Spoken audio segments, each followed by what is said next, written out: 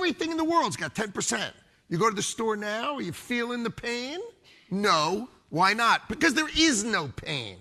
Because what happens is the sellers, the producers, the sellers, and the currencies change, and the price effectively mostly goes away. Given the magnitude of the tariffs, even at the reduced levels announced this week, the higher tariffs will result in higher prices. Tonight, President Trump is warning Walmart against raising prices, telling the nation's biggest retailer and grocer to, quote, eat the tariffs. Trump's Commerce Secretary Howard Lutnick is a prime example of this administration's strategy of telling people what they're experiencing isn't what they're actually experiencing.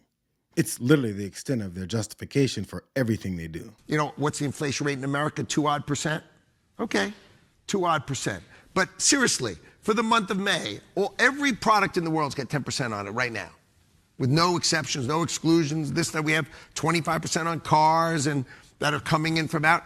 Do any of you feel anything? Because I want you to understand, in the month of May, the United States of America is going to take in $35 billion towards our deficit of tariff revenue in the month of May. And consumers will feel that. Well, I said it's already on. This is on since April. So when it's not that the tariff is coming, it's on. Have any of you felt any of it? Seriously. The main characteristics to work in this White House is to have no shame, be completely detached from regular people, and have an insatiable desire to lie. Lutnick has been showing off his skills for months. Let's say Social Security didn't send out their checks this month. My mother-in-law, who's 94, she wouldn't call and complain. She just wouldn't. She'd think something got messed up, and she'll get it next month. Yeah. A fraudster always makes the loudest noise, screaming, yelling, and complaining. It's odd how the mother-in-law of a billionaire wouldn't worry if her Social Security check didn't come, because another billionaire destroyed the system and disrupted the delivery of her money. And real quick, one more thing about the false claim that prices aren't harming anyone, especially with the promise that they're about to sign brand new trade deals after Trump declared war on the rest of the world with his tariff policy, because they'd like for you to forget that the 90 deals in 90 days slogan hasn't produced anything. We're going to run 90 deals in 90 days is possible.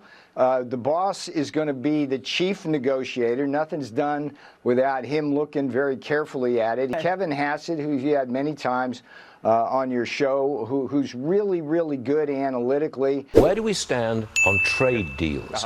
The last we heard that we were getting close to 20 deals, and we were promised that these deals would be announced soon, but why no announced deals yet? Well, first, there's a lot going on in the world, as you know, and there's been a lot of focus over the last couple of days in the White House on getting the House bill through. That pretty much almost the whole White House team was up working with Speaker Johnson yesterday. As you know, the president was on the Hill. But I was in the Oval yesterday with Howard Lutnick and Jamieson Greer going over some of the next steps. And I'm highly confident that you'll see a handful of new deals over the next 2 weeks. He said Hassett is good analytically, apparently at pushing the expected dates of trade deals that Trump says will still include a minimum 10% tariff that'll still get passed on to consumers. You know, they've been so busy working on shoving the tax bill through the House, they've been dropping the ball on trade. So who's going to lie about the devastating effects of that bill that they just passed in the middle of the night? Warren Davidson, I wanted to read you his quote that he posted online.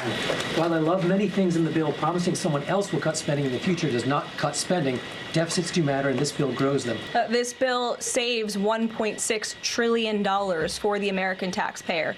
It saves more than any bill that has ever passed Capitol Hill has. In fact, by double. The next bill saved $800 billion. This bill saves $1.6 trillion. So this is a very good bill for the American people, the American taxpayer. The One Big Beautiful Bill also helps get our fiscal house in order by carrying out the largest deficit reduction in nearly 30 years with $1.6 trillion in mandatory savings. Every single Democrat in the House of Representatives who voted against all of these common sense and massively popular policies. The Democrat Party has never been more radical and out of touch with the needs of the American people. The One Big Beautiful Bill is the final missing piece toward ushering the golden age of America. You know how radical and out of touch Democrats like Rand Paul are when they discussed this big, beautiful bill, right? So what do you make of the House reconciliation bill that just passed? Can you tell us your thoughts, and would you be willing to support it unless there are changes? The House bill is going to add about $4 trillion to the debt ceiling. The Senate bill adds $5 trillion. There's nothing fiscally conservative about expanding the debt ceiling more than we've ever done it before. This will be the greatest increase in the debt ceiling ever, and GOP owns this now. The deficit this year will be $2.2 trillion. The GOP owns that now too. But if you borrow $5 trillion and you have a $2.2 trillion deficit this year, it means you're anticipating a $2.8 trillion deficit next year. There's just nothing conservative about borrowing $2 trillion a year. People are lost in this. I'm like, how much are the cuts? 800 billion to 1.5 trillion. No, what matters is how much comes in and how much goes out. What is the net? Is it positive or negative? And borrowing this money just isn't fiscally conservative. So this self-described fiscally responsible senator's words should be played back to Caroline Leavitt so that she can angrily find a way to blame the reporter for asking the question rather than the facts that Rand Paul cited. But before anyone gets confused about his commitment to avoiding all the destruction that the MAGA Republicans want, he damn near took it all right back, just as fast as he railed on it. Senator, some of your House colleagues said the same thing, that they're not going to support the bill because it adds too much to the deficit, but then they ended up voting for it. Do you think the president could put pressure on you and others? I'm not persuadable to go against the principles of conservative government. I was elected and told people I wanted to come up here to try to make things fiscally responsible to balance the budget. And I'm certainly not going to vote to send things the opposite way and borrow $5 trillion. I mean, it is astonishing to me that any fiscal conservative is going along with this. They do it for like of President Trump. I like President Trump. I'm supportive of him on many, many things. In fact, I like the tax bill. I supported the tax bill in 2017. Still support it. Support making the taxes permanent. Support spending cuts.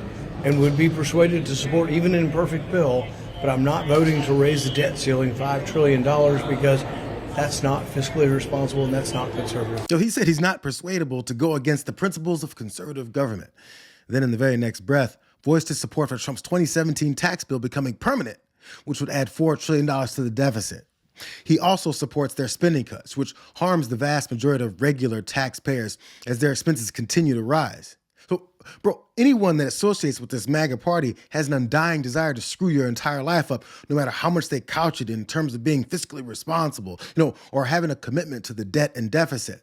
The only thing that they're attached to is Donald Trump's corruption and constant use of the presidency to enrich himself, his friends, and his family. On the president's dinner tonight, will the White House commit to making a list of the attendees public so people can see who's paying for that kind of access to the president? Well, as you know, Garrett, this question has been raised with the president. I have also addressed the dinner tonight. The president is attending it in his personal time. It is not a White House dinner. It's not taking place here at the White House. Following up on the dinner tonight, you mentioned this is not a White House dinner, but the president is always the president, and the Trump family is making money off of this. So can you just explain, how is this not the president using the office to enrich himself? All of the president's assets are in a blind trust, which is managed by his children, and I would argue one of the many reasons that the American people reelected this president back to this office is because he was a very successful businessman before giving it up to publicly serve our country.